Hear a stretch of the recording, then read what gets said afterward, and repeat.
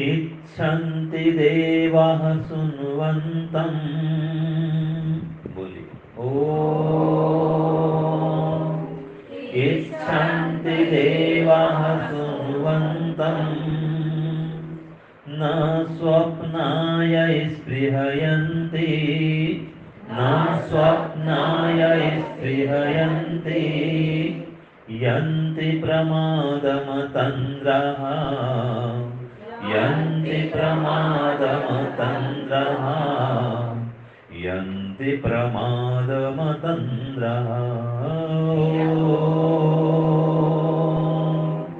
इच्छन्ति देवाः सुन्वन्तम् न स्वप्नाय स्पृहयन्ति यन्ति प्रमादमतन्द्रः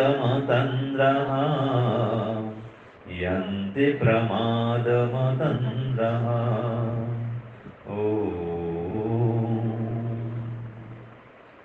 तो इस मंत्र में कहा है देवतागण माने विद्वान गण किसको चाहते हैं, और देवता कौन कौन होते हैं?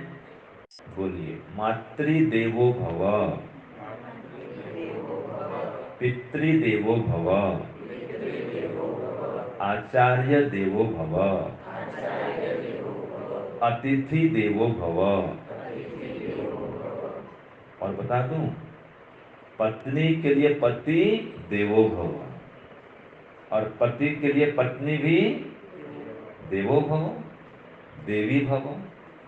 ठीक है, और इसको लिखना है मातृ देवो भव, पितृ देवो भव, आचार्य देवो भव, अतिथि देवो भव और पति पत्नी दोनों एक दूसरे के लिए देवो भव। तो देखो ये पांच जब प्रसन्न रहते हैं आपके ऊपर, ठीक है, आपके ऊपर मतलब पति है तो पत्नी उस पर प्रसन्न है और पत्नी है तो पति उस पर प्रसन्न है और फिर दोनों पर माता पिता और आचार्य गुरु कहते हैं और अतिथि ये प्रसन्न है।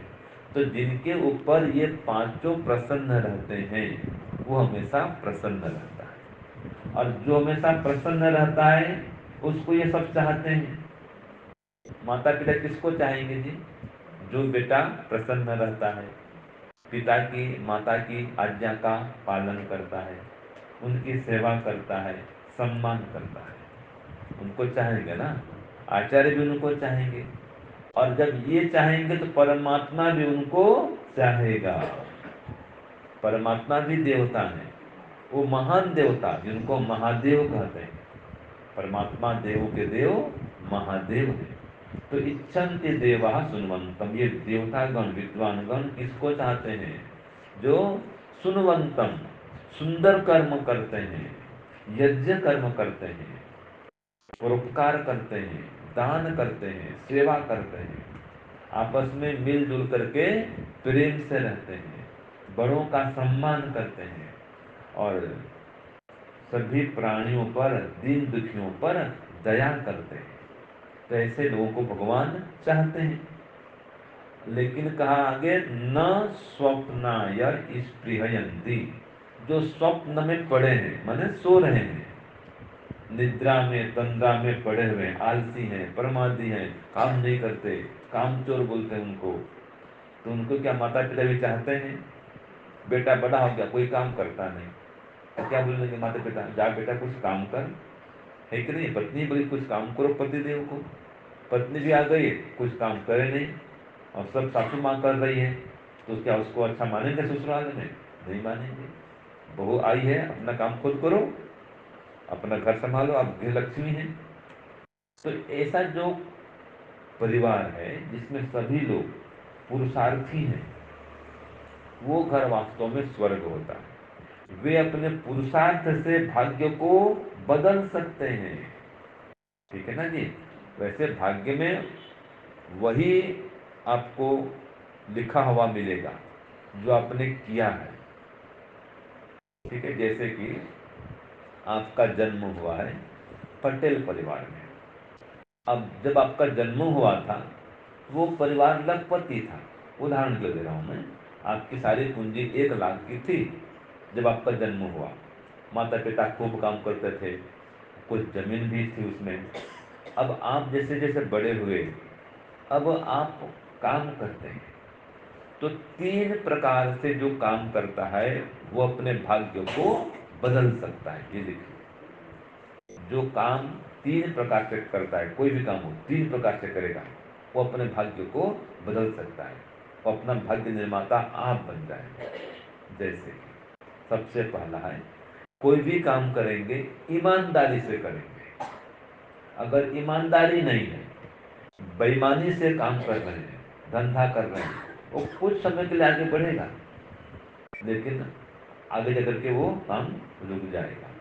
तो ईमानदारी। दूसरा है बुद्धिमत्ता। अगर बुद्धि लगाकर काम कर रहे हैं तो दुगना लाभ करेंगे। काम तो कोई व्यक्ति कर रहा है, दिन भर काम करता है, लेकिन बुद्धि से काम नहीं कर रहा है, और कोई बुद्धि लगाकर काम करे तो डबल लाभ करे। जैसे कोई खेती करता है, अब खेती कर रहा है, कोई भी एक पाका लगा दिया, लाभ तो हो रहा है, लेकिन बुद्धिमान किसान साथ साथ दो दो पाक लेता है। देखा आपने खेत में ना भाई, एक साथ जब तक वो बड़ा होता है तब तक, और भी तब तक कोई छोटा मोटा पाक वो ले लेता है। तो ये बुद्धिमत्ता पूर्वक काम करो। तो पहला ईमानदारी से काम, दूसरा बुद्धिमत्ता से काम, और तीसरा क्या रहा? बुद्धिमत्ता, ईमानदारी और पुरुषार्थ से काम, माने मेहनत से काम। काम कर रहे हैं और काम चोरी करेंगे उसमें, बोल देंगे बाड़ी जाऊ छू, हो बा गाड़ी जाऊ, बाड़ी जाऊ छू। अब घर से निकले हो बाड़ी में जाने के लिए, कोई युवा व्यक्ति मान लीजिए, और टिफिन लेके निकला है सब कुछ, या कोई साइड में निकला है, अपने काम के लिए निकला है, और वहां पहुंचा नहीं, और दोस्तों में यारों में पढ़ करके वहां गपशप कर रहा है, कहीं दुकान में बैठ गया, कोई चर्चा कर रहा है, बाड़ी गया नहीं, अपने काम में लगा नहीं, और फालतू गपशप में लग गया। बताओ, ऐसा व्यक्ति सफल होगा जी? नहीं होगा। तो उसमें न ईमानदारी रही, न बुद्धिमत्ता रही, न पुरुषार्थ रहा, तीनों नहीं रहा, तो वो सफल नहीं हो सकता, वो अपने भाग्य को नहीं बदल सकता। और जो ये 3 प्रकार से काम करेगा वो अपने भाग्य को बदल सकता है। ये पुरुषार्थ बड़ा है, भाग्य से पुरुषार्थ बड़ा है।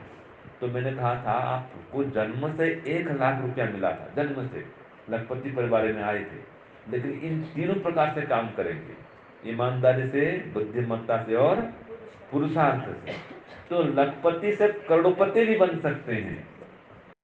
ठीक नहीं? और पटेल परिवार में तो हम तो जाते रहते हैं कच्छ में, हमारा अधिकांश जाना आना लगभग पटेल परिवार में ही जाना है, और भी जाते हैं परिवार में कोई कोई, ज्यादा करके हमारा जाना आना पटेल परिवार में।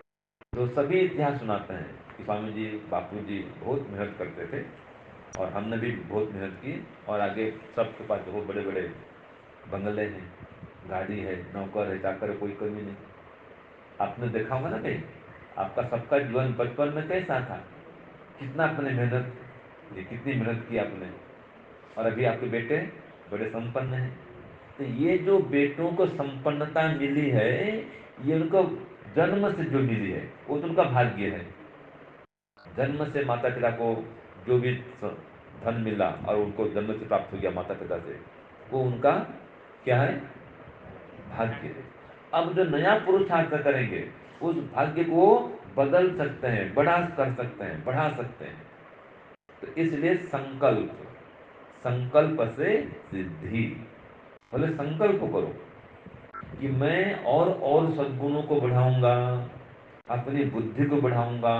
जो भी काम करते हैं, जिस फील्ड में काम करते हैं, उससे संबंधित जो भी योजनाएं बनाएंगे, उसको सोच विचार करके, लोगों से सलाह मशविरा परामर्श ले करके उस काम को शुरू करेंगे। और जब काम को शुरू करेंगे, संकल्प ले लिया आपने कि मैं अब इस काम को शुरू करूंगा, अब काम शुरू करने के पश्चात कितना ही विघ्न आए, बाधा आए, आप घबराओ नहीं, लगातार चलते रहो, चलते रहो, चलते रहो। तो संकल्प को सफल करने में आपको जरूर और जरूर सिद्धि मिलेगी। या आपका जो विश्वास है, जो आपकी मनोकामना है, वो अवश्य पूर्ण होगी, लगे रहेंगे। इसको कहा है योग दर्शन में स तो दीर्घ काल नैरंतर्य सत्कारा सवितो दृढ़ भूमि, कि जो आप काम शुरू किए हैं उसको लगातार करो। जैसे कि उदाहरण के लिए आप आध्यात्मिक काम शुरू किए हैं, संध्या उपासना, आपको महान बनना है, भाग्य बदलना है, तो ईश्वर की सहायता चाहिए ही चाहिए। बिना ईश्वर की सहायता के कोई अपने भाग्य को नहीं बदल सकता। तो ईश्वर की सहायता कैसे मिलेगी? जब उसकी उपासना करेंगे, जब उसकी आज्ञा का पालन करेंगे, उसके अनुकूल चलेंगे। तो आपने संकल्प किया कि मैं रोज सुबह शाम ईश्वर का ध्यान करूंगा। अब ये आपने संकल्प किया, तो संकल्प क्या माने आपने बीजारोपण कर दिया, बीज आपने जमीन में बो दिया। अब आप ज़्यादा करके खेडूत परिवार से हैं, किसान परिवार वाले हैं। अब आपको सबको पता है कि जब हम कोई बीजारोपण करते हैं, खेत हो, बाड़ी हो, या घर के आंगन में कहीं सामने कोई पेड़ लगाते हैं, तो जैसे उसमें अंकुर फूटता है तो क्या करते हैं? खाद पानी देते हैं, है ना। अब कोई पेड़ लगा दिए, मान लीजिए आपने एक लगा दिया, नारियल का पेड़ लगा दिया, ठीक है। अब नारियल पेड़ लगा दिया कच्चे, मान लीजिए कहीं वाड़ी में या घर के सामने। अब जैसे बड़ा होगा, अब क्या करेंगे? उसके चारों ओर आप, हाँ क्या बोलते हैं उसको, वाड़ा बोलते हैं ना, उसकी रक्षा के लिए रक्षक करेंगे। वाड़ बनाएंगे। चारों को जाली है, तार से घेरेंगे इसको। तो चाहे पीपल हो, चाहे बड़ का पेड़ हो, चाहे नारियल पेड़ हो, आंवला हो, तो अगर नहीं घेरेंगे तो क्या होगा? कोई गाय बकरी खा जाएंगे। फिर जब पेड़ बड़ा ही नहीं होगा तो फल कैसे मिलेगा? तो आपने संकल्प किया कि मैं रोज सुबह शाम ध्यान करूंगा, उपासना करूंगा। आपने संकल्प किया कि मैं इस व्यापार को, बिजनेस को आरंभ करूंगा। आपने संकल्प किया कि मैं गुरुकुल पढ़ने जाऊंगा। संकल्प हो गया, जिसका भी जो संकल्प है। कोई माताओं ने संकल्प किया कि मैं मेरे बेटे को बुद्धिमान बनाऊंगा, तो संकल्प पहले होता है। तो संकल्प हो गया, अब उसको सिद्ध करने के लिए, सफल करने के लिए रोज आपको मेहनत करनी पड़ेगी। संकल्प तो कर दिए, फिर बाद में भूल गए। अब भूल गए तो सफलता मिलेगी क्या? नहीं मिलेगी। तो संकल्प पहले करो, और संकल्प करने पश्चात में उस संकल्प को सफल करने के लिए पहले उसकी सुरक्षा करो। तो निरंतरता, रोज आपको उसमें जैसे पानी देना है, खाद देना है, या उसको देखभाल करना है, रोज देखना है कि कोई बकरी ना आ जाए, कोई गाय न चर जाए, रोज देखभाल करना पड़ेगा।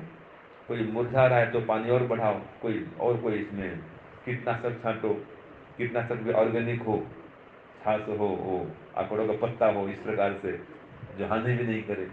ये बुद्धिमत्ता पूर्वक काम हो रहा है। तो रोज करना है, निरंतर करना है, लंबे काल तक करना है। ये है पहला क्या था? सब तो दीर्घ काल, लंबे काल तक और निरंतर करना है। तो जब तक फल न आ जाए तब तक उसका सारवार, साज संभाल करना पड़ता है ना माता जी। जब तक पेड़ बड़ा न हो जाए तब तक उसको आपको संभालना पड़ता है। ऐसे कोई विद्वान बनने गया है, गुरुकुल में गया है, हम लोग गुरुकुल गए और 1 साल में चले आए, तो विद्वान बन पाएंगे? आप कोई काम धाम शुरू करते हैं, धंधा शुरू करते हैं, नहीं लाभ हुआ, नहीं हो रहा है, नहीं हो रहा है, 2 मास में बंद कर दिए, भाई 2 मास में क्या पता चलेगा जी, है ना। कोई समय अधिक लगाओ तो समझो और परामर्श करो, सलाह लो, जो बड़े बुजुर्ग हैं, वडील हैं, उनसे पूछो। तो रोज करना पड़ता है काम को, लंबे काल तक करना पड़ता है। तो सब तो दीर्घकाल निरंतर और सत्कारा से भी, तो सत्कार पूर्वक, श्रद्धा पूर्वक करो। जो भी काम शुरू किया आपने, साइड में जाना है, जल्दी उठो, काम में जाओ। और काम ले लिए, कोई कोई भी काम, और 1 बजे 2 बजे वहां पहुंचोगे तो कैसे कैसे काम चलेगा? खेत में काम शुरू हो गया, मजदूर पहुंच गए और आप घर में बैठे हैं, काम चलेगा? नहीं चलेगा। तो श्रद्धा पूर्वक कोई काम को करो, ठीक है, योजना बना के काम करो, और आस्था पूर्वक, दूसरा ब्रह्मचर्य पूर्वक करो। माने संयम के साथ काम करो। ब्रह्मचर्य मतलब कई अर्थ होते हैं। संयम, इंद्रियों पर नियंत्रण। आप काम करने गए, जाके वहां सो गए, ये भी नियंत्रण नहीं रहा। काम करो, देखो, संभालो। आप काम करने गए हैं और आपका मन खाली खाने पीने में लगा हुआ है। कोई जाते हैं बाड़ी में, आम हो रहा है, एक आम अभी खा लिए, फिर घूम घाम के आए, एक आम और तोड़ लिए। आजकल सफरजन लगाते हैं कच्चे में, वो खा लिए। अंगूर खेती आज वहाँ भी शुरू करें कच्चे में। तो जो काम तो करना क्या, खुद खाली खा रहा है। अब वो बढ़ेगा माता जी? वे काम करो तो काम करने जाओ ना, वहां पर खाने पीने नहीं गए हो। तो कई लोग खाने पीने में लगे रहते हैं, एप्पल भी रहता है, तो जो भी यार बस खा रहा है, खाली खा रहा है, बीमार भी पड़ेगा और सामान भी बर्बाद होगा, और वो सब उसको बदनाम भी देंगे, देख नहीं पाएगा। तो ये संयम पूर्वक जो भी काम करो तो श्रद्धा पूर्वक काम करो, संयम पूर्वक काम करो, और समय सर काम करो, समय के अनुसार काम करो। जब जिस समय में जो काम करना है वही काम करो। शाम का समय है, आकर के ध्यान उपासना करो, समय में जल्दी आओ, जल्दी भोजन करो, और भोजन के पहले थोड़ा ध्यान उपासना करो। देखो, ओम परमात्मा का मुख्य नाम है, गायत्री मंत्र महामंत्र है। आप इतना ही जप कर लो, आपका काम चल जाएगा। ज़्यादा कुछ नहीं आता है। तो हरिओम, ये तो आता है ना माता जी, हरिओम। ज़्यादा बड़ा मंत्र नहीं आता है, हरिओम तो आता है। इतना संकल्प कर लो कि मैं रोज सुबह शाम कम से कम 10 मिनट भी हरिओम का जप करूंगी। गायत्री मंत्र सबको याद है? ओम भूर्भुवस्सुः आप जप करते हैं? जप करते हैं गायत्री मंत्र? कितना बार करते हैं माता जी? 24 बार, बहुत बढ़िया। बोले 5 बार करते हैं, कोई बात नहीं, करते तो हैं, अच्छी बात है। अब इसको बढ़ाना है। देखो, मैं आपके यहाँ आया हूँ, तो मेरे आने को सफल करोगे या सफल करोगे? सफल करोगे ना? ठीक है। तो मेरी सफलता इसमें है भाई, कि आप लोग एक एक माला जप करो गायत्री मंत्र का, 108 बार सवारे अन्य सांझे 108 बार। और उसका उपाय बता रहा हूँ मैं आपको। एक बार में नहीं कर सके, लगातार समय नहीं मिला, तो 2 बार में करो। ठीक है, माला नहीं है, इसका उपाय मैं बता रहा हूँ। पूरी तो कोई अंगुली में 4 पूरियाँ है ना, एक दो राउंड करो, 20 बार होता है। ठीक है, तो एक बार में 20, एक बार में और 20, 40 कर दो, 10 और कर दो, 50 कर दो। फिर कोई काम हो गया तो रुक जाओ भले ही, फिर आधा घंटे बाद में, 1 घंटे बाद फिर 50 बार कर दो, 100 हो गया। 8 और 2 108 हो गया। 108 बार करना है। माला है तो माला में करो। तो जो आप ये गायत्री का जब शुरू करेंगे, आपकी बुद्धि बढ़ेगी, और जो काम करेंगे आपकी कार्य क्षमता बढ़ जाएगी। हाँ जी, देखो भाई युवाओं, आप समझते स्वामी जी, ये हमारे वडील करेंगे ना ये ध्यान उपासना, हमारा क्या काम, अभी हमको तो काम करने दो। लेकिन जो आप हरिओम का, ओम का, हरि माने दुख को हरने वाला, वही ओम परमात्मा, हरि भी वही है, ओम भी वही है। और गायत्री मंत्र में उसी ओम परमात्मा की ही उपासना है। ठीक है, तो कई सारे नाम परमात्मा के, ओम नाम मुख्य है। तो जो आप विधिवत जप करेंगे, ध्यान करेंगे, आपकी बुद्धि बढ़ेगी, आपकी कार्य क्षमता बढ़ेगी, और परमात्मा सहायता करेंगे। आप कितना ही दुख आए, कष्ट आए, घबराएंगे नहीं। वे धंधा करते हैं, व्यापार करते हैं, तो ये घाटा भी लग जाता है। खेती करते हैं, कई बार समय पर कोई समस्या आ गई, ठीक पाक आ रहा था, वो ओले पड़ जाते हैं, क्या करेंगे उसमें? सब अनार खराब हो जाता है, कई कई बार दाग लग जाता है, गिर जाता है, या और कोई भी कारण हो गया, पूरा भाव नहीं मिला, कई बार ऐसा होता है। तो जितना लाभ होना था, लाभ नहीं हो सका। तो भी जो धार्मिक होगा, आस्तिक होगा, ईश्वर भक्त होगा, वो घाटा होने पर भी घबराएगा नहीं, हिम्मत नहीं हारेगा, विचलित नहीं होगा, एकदम दुखी, हताश, निराश नहीं होगा, और अपने काम में फिर आगे लग जाएगा। तो अपने भाग्य को भी वो बदल देगा। अब जो घबरा जाता है, काम को छोड़ देता है, उसका भाग्य कभी बदल नहीं सकता, वो उतने में रहेगा, उल्टा नीचे चला जाएगा। तो जो आगे बढ़ना हो, तो उत्साह से काम करो, संकल्प से काम करो, रोज काम करो, संयम से काम करो, समय का पालन करते हुए काम करो, और अंतिम तक काम को पहुंचाओ। जिसका भी जो लक्ष्य है, जहां तक जाना है, वो अंतिम तक पहुंचा करके छोड़ो, उसके पहले मत छोड़ो। देखिए, कुछ लोग ऐसे होते हैं अच्छे काम को शुरू ही नहीं करते हैं। कुछ लोग ऐसे होते हैं शुरू करके बीच में कोई विघ्न आए, बाधा आए, असफलता मिले तो बीच में छोड़ देते हैं। और कुछ लोग ऐसे होते हैं वो विघ्न बाधाओं के आने पर भी छोड़ते नहीं हैं। तो सफल वही होते हैं। अब ये सत्संग शुरू किए हैं, अच्छा काम है, शुरू हो गया, बीच में कोई घटना घटना घट गई, या लोग नहीं आ सके, या कोई समस्या आ गई, और 1 2 मास 4 मास 6 मास चलाए, बीच में बंद कर दिए। तो बंद करने पर वो जो परिणाम आना था बाद में, वो नहीं आ सकता। अगर बंद नहीं करेंगे, कभी संख्या कम हो जाए, कोई ज़्यादा हो जाए, तो कोई बात नहीं, करते करते लगे रहेंगे तो एक आपका संगठन बन जाएगा, है ना। ईश्वर को लोग बढ़ेंगे, हर घर को आप स्वर्ग बना देंगे। तो याद करेंगे, सूरज भाई आए थे, सत्संग शुरू किए थे, हम सत्संग में गए थे, अब हमारे घर में हवन हो रहा है, अब हमारे बच्चे संस्कारवान बन रहे हैं, हमारे घर में माता पिता का सम्मान हो रहा है। तो आपका जो सुख है वो बढ़ जाएगा, परिवार में शांति बढ़ जाएगी। आपका भाग्य कुछ भी लिखा हो, आपका भाग्य भी बदल जाएगा। जहाँ ईश्वर की कृपा होती है, जहाँ ईश्वर का कार्य आरंभ हो जाता है, परमात्मा स्वयं उसके भाग्य को बदल देते हैं। आपने पुरुषार्थ किया। तो ये जो मंत्र मैंने कहा था, इच्छन्ति दिवा सुनवंतम, ऐसे पुरुषार्थ करने वाले को, बुद्धिमत्ता पूर्वक काम करने वाले को, ईमानदारी से काम करने वाले को विद्वान गण भी चाहते हैं, भगवान भी चाहता है। लेकिन जो आलसी परमार्थी है उसको नहीं चाहता। न स्वप्नानी स्त्री है यंती, निद्रा में तंद्रा में पड़ा, उसको नहीं चाहते। और कहा यंती प्रमादम अतंद्रा, जो अतंद्रा है, निद्रा में नहीं रहते, आलसी नहीं, उसको चाहते हैं। लेकिन जो आलसी प्रमादी है उसको दंड देते हैं, माता पिता भी उसको दंडित करते हैं, डांटते हैं, फटकारते हैं, तो काम कर, ऐसा काम कर, जल्दी उठ, जल्दी चल, बोलते हैं ना। तो ये परमात्मा भी वही कहता है।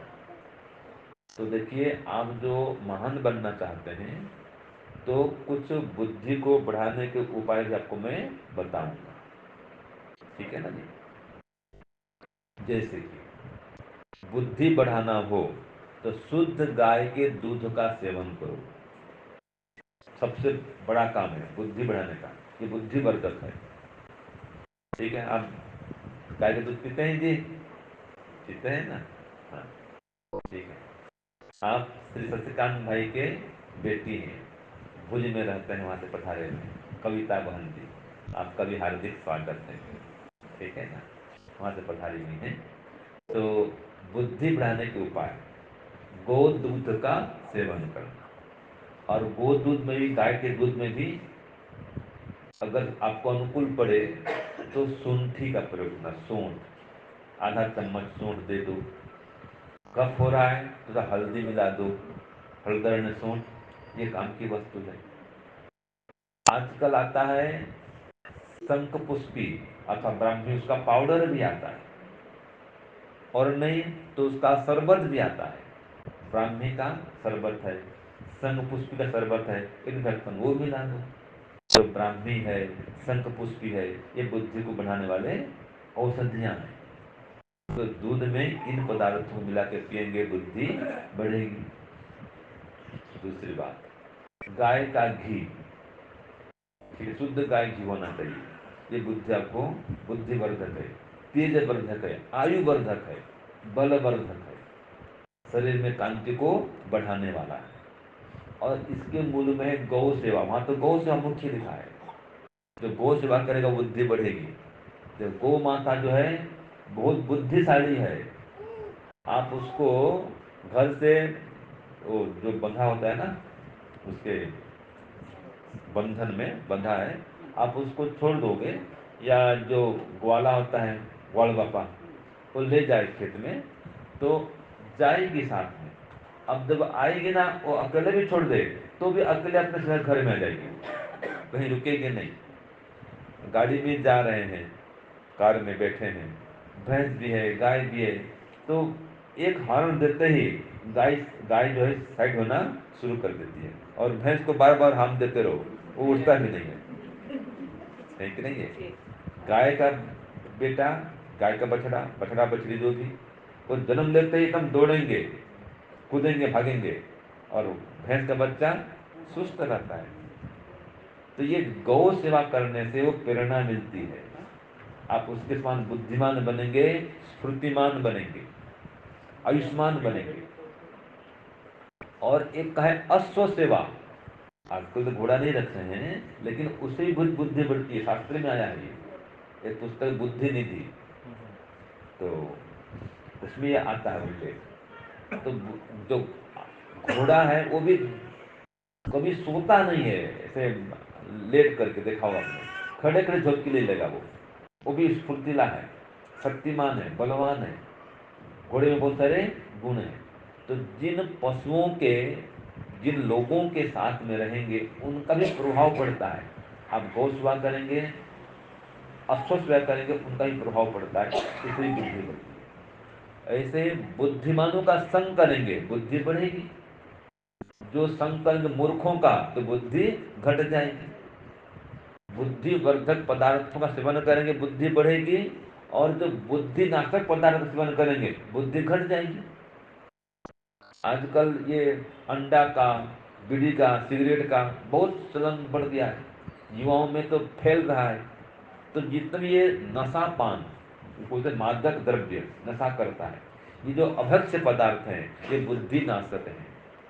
तो कभी भी आप युवा लोग हैं, कोई यारी दोस्ती बोलते उसको ना, मैत्री में, मित्र मंडल में कोई ऐसा व्यक्ति बोल गया, चलो यार क्या है, एक दिन तक पी लो, सिगरेट क्या होता है। कहीं कोई बोले ये इंग्लिश शराब है, सेंट नहीं आता, गंध नहीं आएगा, एक बार पी कर टेस्ट तो करो। तो अब पिला दिए। अब एक बार पिए, फिर एक बार और पिला दिया, वो बस 8-10 बार पिए, आदत लग जाएगी, फिर छोड़ नहीं पाएंगे। जब शराब पिए तो शराब अंदर, बुद्धि बाहर, बुद्धि नहीं बढ़ेगी। तो कभी भी इन अभक्ष्य पदार्थों को हाथ नहीं लगाना। और माता पिता को प्रणाम करने से, माता पिता और गुरु, इनको प्रणाम करने से, इनकी सेवा करने से बुद्धि बढ़ती है। इसका श्लोक है, आपको बताऊं मैं। अभिवादनशीलस्य नित्यं वृद्धोपसेविनः नित्यं वृद्धोपसेविनः चत्वारि तस्य वर्धन्ते चत्वारि तस्य वर्धन्ते आयुर्विद्या यशो बलम्। आयुर्विद्या यशो बलम्। देखिए, माता पिता और बड़ों को प्रणाम करने से, उनकी सेवा करने से, उनकी आज्ञा का पालन करने से क्या मिलता है, क्या बढ़ता है? बुद्धि, आयु, विद्या, ठीक है, यश, बल। तो बुद्धि, हाँ, आयु विद्या यशो बल, बल बढ़ता है, यश बढ़ता है, विद्या बुद्धि बढ़ती है, और आयु बढ़ती है। तो जो बुद्धिमान बनना चाहते हैं, देखो माता पिता कितने उम्रदार हो गए, ज़्यादा ज़्यादा उम्र वाले हो गए, बड़ी उम्र के हो गए, कभी आप उनका इग्नोर नहीं करना, माने कभी उनकी बात को काटना मत, खंडन नहीं करना। हवे बात में हैं, बस उस जमाने को हो गए, हमें रहवा दो, माने हाँ, मुंह मैं जो बोल रहा हूँ वही ठीक, मतलब हमारी रीत से काम करवा दो, ठीक है। तो ये जो माता पिता कोई रोक टोक करते हैं ना, आप कंटाल जाते हैं, ये माँ बार बार रोक टोक करती रहती है। घर में बैठी है, कुछ काम तो है नहीं, बस जैसा करो, अपन ये गलती कर दी, ये कर दिया, वो कर दिया, ऐसे आप कंटाल जाते हैं। कोई काम काज तो है नहीं, बस खाली बोलती रहती, बोल बोल करते बस, बराबर। तो ये जो माता पिता बोलते हैं, याद रखना, इनकी कठोर बातों को सुनना और सुन करके सहन करना, इसका नाम है शुश्रूषा। आपने नाम सुना है ना, सेवा, सेवा और शुश्रूषा। तो सेवा मन तो हाथ पैर दबा देना, सिर दबा देना, है ना। जो कठिन, उनको कोई अवस्था में है, दवाई ला दो, चिकित्सा करा दो, वो सब सेवा है। शुश्रूषा माने क्या है? वो जो कठोर शब्द बोलेंगे उसको भी सुन करके शांत रहना, इसका नाम है शुश्रूषा, लिख लो, नई बात है। शुश्रूषा माने बड़ों की कठोर बातों को भी सुन करके शांत रहना, बड़ों की कठोर बातों को सुन करके शांत रहना और सहन करना और खुश रहना, दुखी भी नहीं होना। तो जो माता पिता को सुखी रखता है वो सुखी हो सकता है। माता पिता अगर आप पर प्रसन्न हैं तो ऐसी ऐसी बातें बताएंगे, 5 बातें बताएंगे, 5 बातों में आप चलो 4 बात नहीं भी कर सको, लेकिन एक बात जरूर ऐसी होगी कि अगर उस पर आप चलोगे आपको लाभ होगा। ये उनके अनुभव की बातें हैं। तो आज के जमाने के अनुसार चलो कोई बात तो लागू नहीं पड़ रहा है, ऐसा भी हो सकता है, उनको पता नहीं आपकी बात हुई, लेकिन अनुभव की 4 बातों में या 5 बातों में एक बात जरूर आपको मिलेगा जो आपके लिए काम का होगा। तो कभी माता पिता की बातों को हवा में मत उड़ाना कि नहीं नहीं हमें कुछ नहीं सुनना है, ऐसा नहीं। कोई काम करते हो तो करने का ढंग है एक काम। उदाहरण के लिए एक बेटा और बहू थे, दिकरा न दिकरी, बेटा बहू दोनों। अब वो बाजार में गए, तो बाजार जाते हैं तो माता पिता घर में हैं, बच्चे भी हैं, बच्चे स्कूल गए हैं। अब ये सुबह 9 बजे निकलते हैं, बेटा और बहू, माता पिता बैठे हैं। अब उठे, निकले, मोबाइल पकड़े, बैग पकड़े और चल दिए। माता पिता को कुछ सूचना नहीं, माता पिता देख रहे हैं कहाँ गए, कब लौटेंगे, क्या काम से गए, कुछ अता पता कुछ है नहीं, और चले गए। और इधर 12 बजे लौट रहे हैं, 12:30 बजे लौट रहे हैं। अब माता पिता क्या सोच रहे हैं घर में, भाई पता नहीं भोजन बना के गई है, बनाएगी नहीं बनाएगी, क्या है, कोई सूचना कुछ नहीं है, कब आएगी, कोई लौटेगी नहीं लौटेगी, क्या है, क्या प्रोग्राम, कुछ पता नहीं। अब जो भी 12 बजे से लेट हुआ, अब माता पिता की चिंता होगी नहीं होगी जी, होगी ना। अच्छा, फिर चले गए, 12:30 बजे आए, बस 12:30 बजे आकर के अभी आटा गूंथ रही है, न सब्जी काट रही है, न ये कर रही है, वो कर रही है, 1:30 बज गया। और माता पिता को भूख से कट तो होगा भाई। अब माता पिता को 1:30 बजे खाना रख के चले गए अपने कमरे में।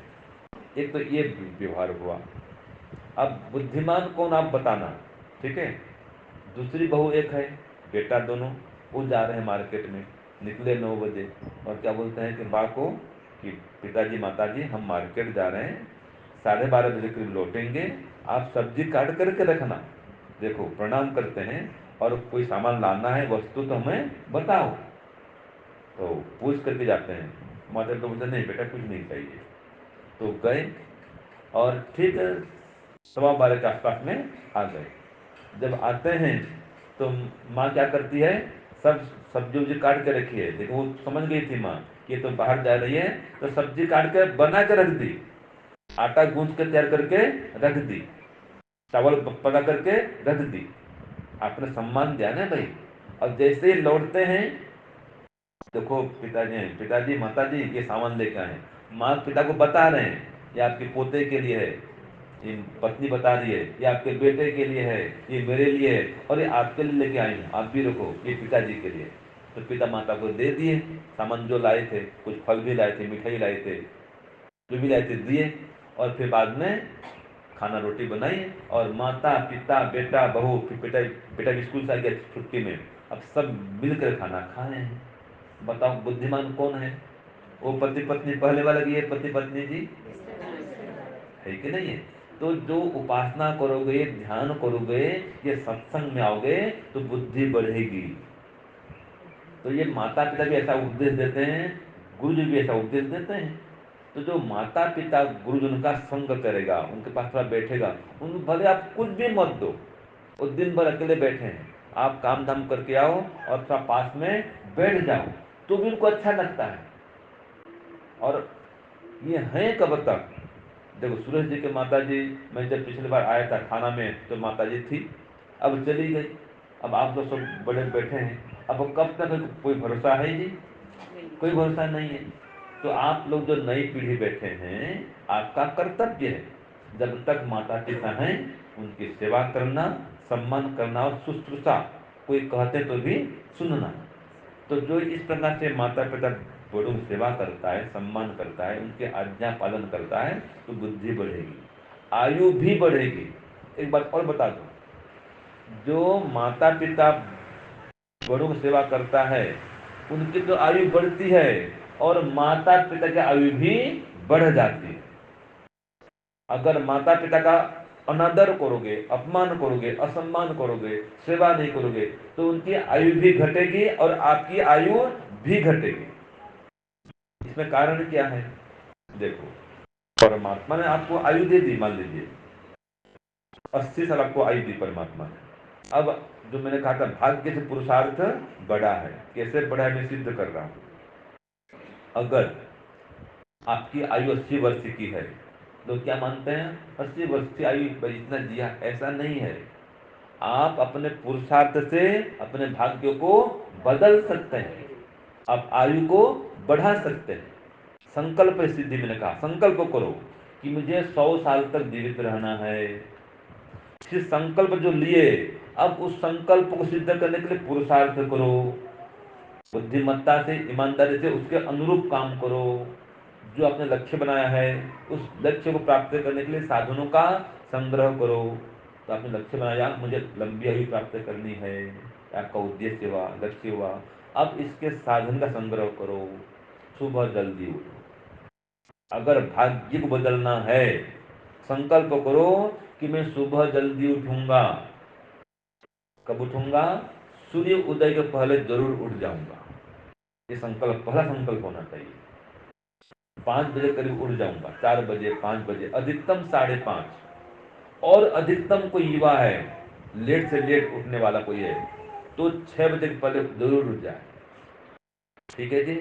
अधिकतम आपको छूट दे रहा हूँ, वैसे तो छूट नहीं तो है नहीं, शास्त्र बता रहा 5 बजे का टाइम है, लगभग 4 से 5 का टाइम ठीक है। ठीक है जी। तो संकल्प पहला करो। अगर भाग्य को बदलना चाहते हो तो प्रथम संकल्प क्या करेंगे? सुबह जल्दी उठेंगे। देखो ये कोई बड़ा उद्देश्य नहीं है, लेकिन जीवन में नहीं हो तो जीवन का कल्याण भी नहीं हो। तो जो बताऊंगा वो जीवन में उतारने योग्य बातों को मैं बताऊंगा। भले को पता होगा, लेकिन अगर आचरण में नहीं है तो आपका उत्थान नहीं हो रहा है। तो जो आचरण में लाने योग्य बातें हैं, जिससे आपका भाग्य बदल सकता है, उनको बता रहा हूं मैं। तो रोज सुबह शाम, पहले तो रोज सुबह जल्दी उठो। उठ करके थोड़ा आसन, व्यायाम, प्राणायाम भी करना चाहिए। अब आप लोग हैं, नीचे उतर जाओ लिफ्ट में, नीचे इतना बड़ा परिसर है, चक्कर लगा दो, 10 चक्कर लगा दो। पति पत्नी साथ में भ्रमण करने जाओ।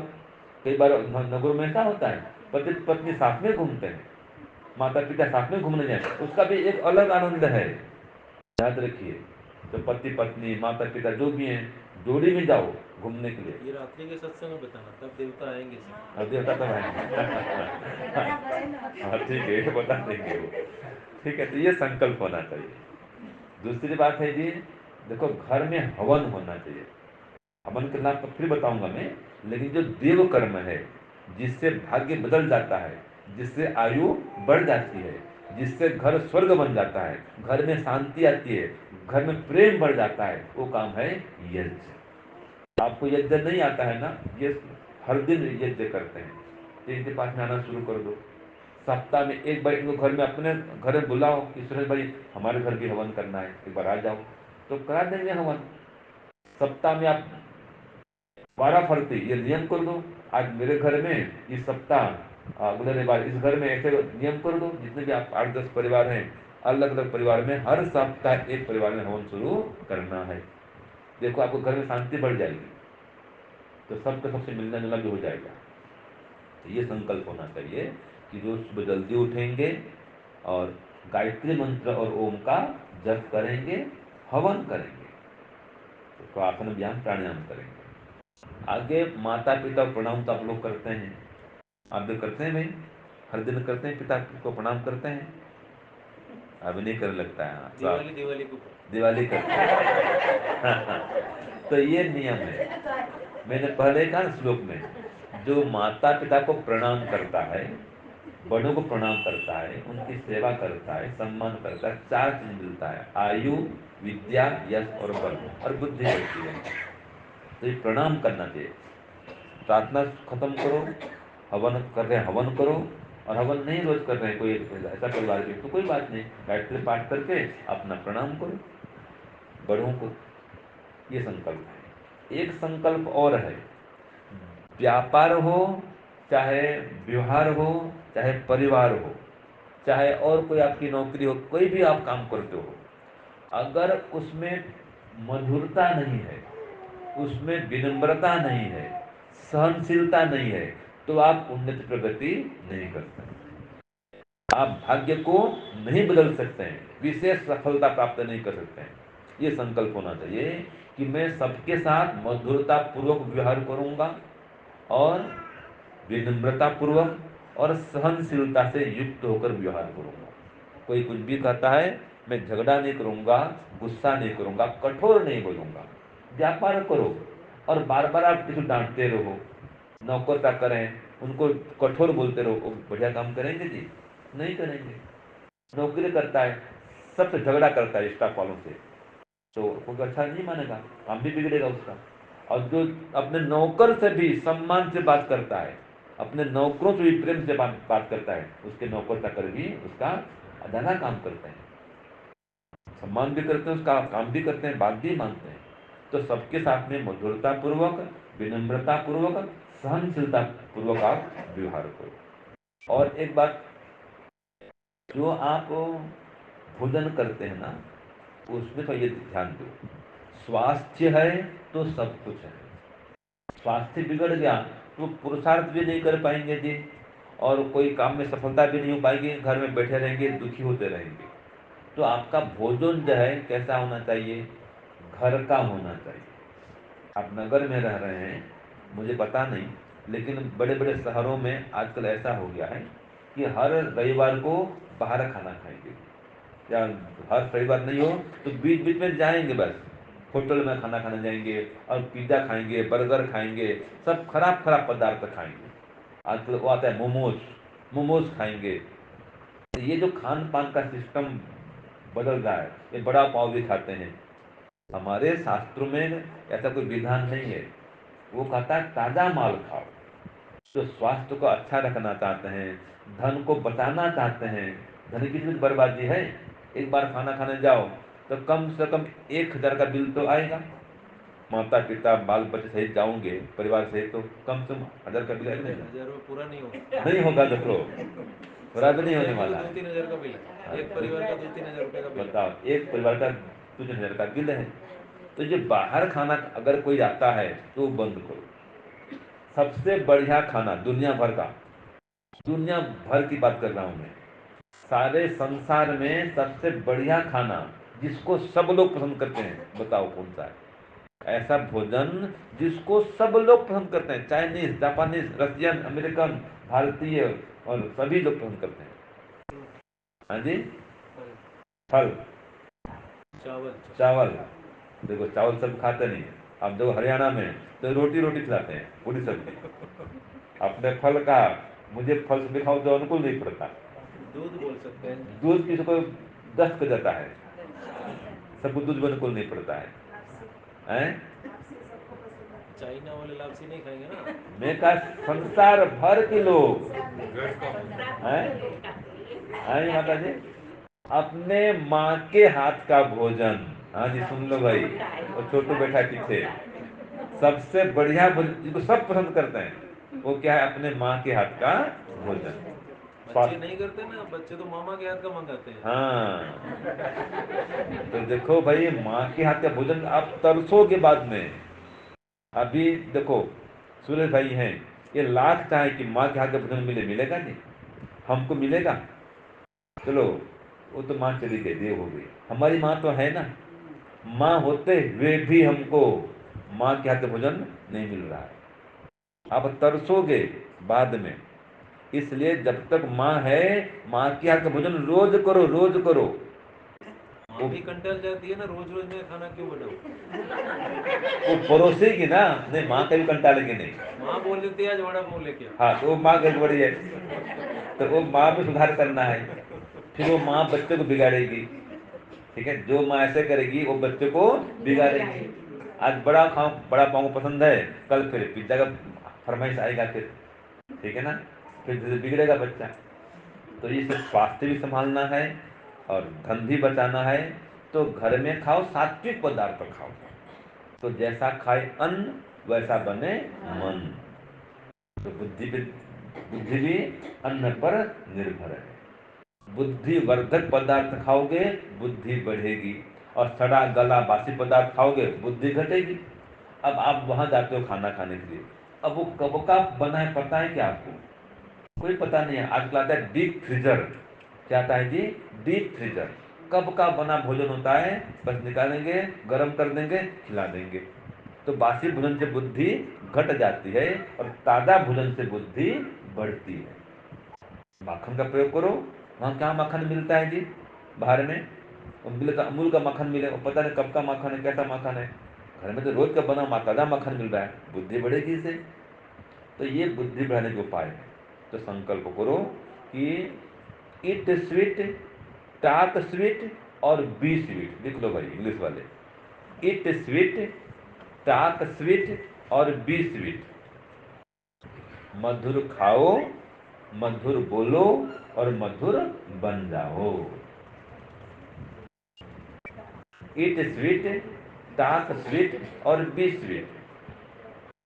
मीठा खाओ माने मधुर खाओ और मधुर बोलो, मधुर बन जाओ। ठीक है, आपका जीवन सफल। आप सब जगह राज कर सकते हैं। पत्नी अगर राज करना चाहती है पति पर, ये 3 उपाय अपना ले, वो राज करेगी, घर की रानी बन के रहेगी। वो पानी पूरी खाती है, वहाँ गड़बड़, वो गड़बड़ है। ठीक है। और देखो इसको वेद में भी कहा है जी। वेद में क्या कहा है देखो, मधुमन में निक्रमणम, मधुमन में परायणम, वाचा वदामि मधुमत, भूया सम्मधु संदिशः। कि हम जो मिलते हैं किसी से, हमारा प्रथम मिलना प्रेम से होना चाहिए। उससे अलग होते हैं, बिछड़ते हैं तो प्रेम से अलग होना चाहिए। अब 2 भाई हैं, अलग अलग तो होना है एक दिन, लेकिन प्रेम से अलग हो। झगड़ा करके, कोर्ट कचहरी करके, जमीन जायदाद बंटवारा करते हैं, कोई फायदा है उसमें? कोई सुख है, शांति है? नहीं है, प्रेम नहीं है। तो मिलना हो तो मधुरता से मिलो, जिससे भी अलग होना है, बिछड़ना है तो भी मधुरता से अलग हो, प्रेम पूर्वक अलग हो। और जो वाणी बोलते हैं, वाचा वदामि मधुमत, जो वाणी बोलूं तो वो भी मधुरता पूर्वक बोलूं। और भूयासम मधु संदृश, मीठा में बन जाऊं। अब बोलते हैं मध शहद, इसके समान बन जाओ। तो ये सबके मूल में है। जैसा खाए अन्न वैसा बने मन, जैसा आहार वैसा विचार, हाँ व्यवहार भी। जैसे पानी वैसे वाणी, जैसी वायु वैसी आयु। तो इन सबको ठीक करने का उपाय यही है, रोज सुबह शाम उपासना करें, रोज सुबह जल्दी उठें, हवन करेंगे। हाँ, हवन से वायु शुद्ध होगी, आयु बढ़ेगी। तो हवन करें, माता पिता बड़ों को प्रणाम करें, मधुर वाणी व्यवहार का प्रयोग करें, खराब पदार्थ न खाएं। मूल तो अन्न ही है, बुद्धि बिगड़ने वाला अन्न है, आयु का नाश करने वाला अन्न है। जो भी परेशानी होती है, आरंभ होता है अन्न से, खान पान से। जिसका बिगाड़ हुआ है ना, वो खान पान से होता है। खान पान बिगड़ा तो जीवन बिगड़ा, व्यवहार बिगड़ा। तो खान पान को बढ़िया करो, शुद्ध करो, सहनशीलता को बढ़ाओ, माता पिता की सेवा करो, सम्मान करो, और समय का सदुपयोग करो। जो पुरुषार्थ के साथ में समय का सदुपयोग करेंगे तो आपका जीवन बदलेगा, भाग्य बदल जाएगा, बढ़िया हो जाएगा। जो समय का दुरुपयोग करेगा वो कभी भाग्य को नहीं बदल सकता है। तो समय का सदुपयोग करो। और अंतिम बात बता दूं, अपनी दिनचर्या को ठीक करो, दिनचर्या को व्यवस्थित करो कि इतने बजे भोजन करना है, इतने बजे उठना है, इतने बजे सोना है, इतने बजे काम में जाना है, इतने बजे काम से आना है। अपवाद छोड़ दो, आगे पीछे हो जाता है, लेकिन एक डेली रूटीन होना चाहिए। और हर दिन प्रयास करो, अगर सुख शांति से घर में रहना चाहते हैं। देखो सबके मूल में प्रसन्नता है, स्वास्थ्य के मूल में प्रसन्नता है, काम की सफलता में प्रसन्नता है, आपका मन जितना प्रसन्न रहेगा, आपको हर काम में सफलता मिलेगी। इसलिए पहले कहा था, संकल्प करो मैं दिन भर प्रसन्न रहूंगा। तो जो प्रसन्न रहना चाहते हैं, एक उपाय यह है कि कम से कम रात को एक बार माता पिता भाई बहन सासू ससुर जो भी घर में है, सब मिल करके भोजन करो, मिल करके भजन और मिल करके भोजन, और फिर मिल करके शयन, साथ में सो जाओ।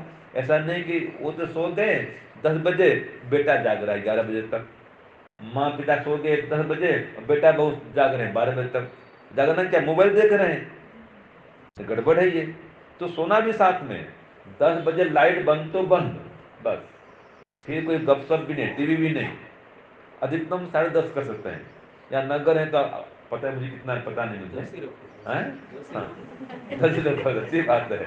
तो 10 का आदर्श समय है ये। तो सब साथ में सो जाओ जी, लाइट बंद को सो जाओ, और सुबह जल्दी उठ जाओ, समय पर उठ जाओ। ये इससे बाद में आएगा, ये भी एक यज्ञ है। इसको बोलते हैं संगतिकरण, साथ साथ में सब चलना, संगठन, देव पूजा, दान और संगतिकरण, जैसे बाद में लूंगा मैं, यज्ञ का आएगा। तो यज्ञ इतना भी आप अपना लोगे ना, आपका जीवन महान बनेगा। ठीक है। और कोई दुर्गुण व्यसन है, उसको भी चेक करो, उसको दूर करो। कोई कमी है, त्रुटि है, भूल है, दोष है, वो आपकी उन्नति में बाधक है। देखो, दुर्गुण हमेशा दुख देते हैं। दुर्गुण माने दुर्व्यसन हमेशा दुख देते हैं, और सद्गुण हमेशा सुख देते हैं। ठीक है। सद्गुण हमेशा सुख देते हैं, और दुर्गुण हमेशा दुख देते हैं। जिसके पास जितने अधिक गुण हैं, उसका जीवन उतना अधिक सफल है। सद्गुणों को धारण करके आप अपने भाग्य को बदल सकते हैं, और दुर्गुणों में दुर्व्यसन लिप्त करके आप अपने भाग्य को बिगाड़ सकते हैं। आयु घट जाएगी, भाग्य में लिखा है तो क्या हुआ, भाग्य में 80 वर्ष की आयु मिली है, लेकिन शराब पियो, मांस मछली खाओ, उल्टा पुल्टा काम करो, आयु घट जाएगी। तो आपके व्यवहार पर निर्भर करता है, आपकी आयु, आपका जीवन, आपकी सफलता, सब कुछ आपके व्यवहार पर निर्भर करता है। तो इसके लिए स्वाध्याय, सत्संग और साधना, ये तीनों उपाय भी लागू होते हैं। जिसके जीवन में स्वाध्याय है, उसको पता चलता है कि कौन कौन से सद्गुण होते हैं, क्या क्या धारण करना चाहिए, क्या क्या काम करना चाहिए, कैसा खान पान हो, कैसा व्यवहार हो, ये सारी बातें हर बार तो कोई गुरु जी बताएंगे नहीं। तो स्वाध्याय के बल पर ये पता चलता है क्या सही है, क्या गलत है, क्या उचित है, क्या अनुचित है। तो एक पेज स्वाध्याय का संकल्प लो कि मैं रोज एक पेज पढ़ूंगा। आपके लिए पुस्तक में भेजा हूँ, पुस्तक बांटेंगे इनको, आप सबको पुस्तक भी देंगे पढ़ने का। ठीक है। तो एक पेज स्वाध्याय करना, और जो मैंने कहा था साधना, रोज सुबह शाम संध्या उपासना करो, ओम और गायत्री जप करो, ये साधना में आ जाएगा। और क्या कहा था मैंने, सत्संग करो। तो सत्संग पे अभी मैं आ रहा हूँ, सत्संग में आओ। और कोई नहीं आ रहे हैं तो माता पिता सब मिलकर ही बैठो, वो भी एक सत्संग है, कुछ सुनो। पहले तो हम सुनते थे दादी माँ से, दादाजी से कहानियाँ। पहले बचपन में टीवी था नहीं, एकदम शुरू शुरू में, तब टीवी नहीं आया था, हम जब छोटे बच्चे थे। ये जब है ना रामायण, तब से हमको याद है, ये टीवी आना हमको तब से याद है। रामायण शुरुआत के बाद में महाभारत आया, उसके पहले तो हम टीवी जानते नहीं थे, गांव में टीवी होता नहीं था। बस रात को घर के बाहर सोना, गर्मी में खाट लगा देते थे, घर के आंगन में बाहर में दादाजी हैं, बस खाट लगा हुआ है, बैठ गए और शुरू करते हैं कहानी। तो रामायण महाभारत सब कहानी सुनते थे, भक्त प्रहलाद, भक्त ध्रुव, ये कहानियां सुनते थे जी। ये भी सत्संग तो है।